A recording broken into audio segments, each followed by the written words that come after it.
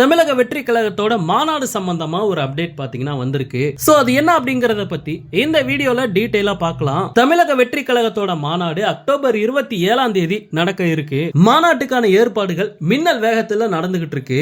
இந்த மாநாட்டுக்காக தளபதி பல கோடிகளை செலவு பண்றாரு. சோ மத்த கட்சிகள் நடத்தின மாநாட்டுல ஏற்பட்ட பிரச்சனைகள் இந்த மாநாட்டுல நடக்க கூடாது அப்படின்ட்டு தளபதி முடிவு பண்ணிருக்காராம். முக்கியமா சாப்பாடு விஷயத்துல எந்த பிரச்சனையும் வந்துடக்கூடாது அப்படின்ட்டு தளபதி தெளிவா இருக்காராம். ஏன்னா இதுக்கு முன்னாடி எத்தனையோ அரசியல் கட்சிகள் மாநாடு நடத்திருக்காங்க. அந்த மாநாடுகள்ல ஏற்பட்ட அதிகப்படியான பிரச்சனை என்ன அப்படின்னா சாப்பாடு தான். வந்திருக்க மக்களுக்கு கரெக்டா சாப்பாடு கொடுக்கறது இல்ல அப்படிங்கிற மாதிரி சில மாநாடுகள்ல பிரச்சனை வந்திருக்கு.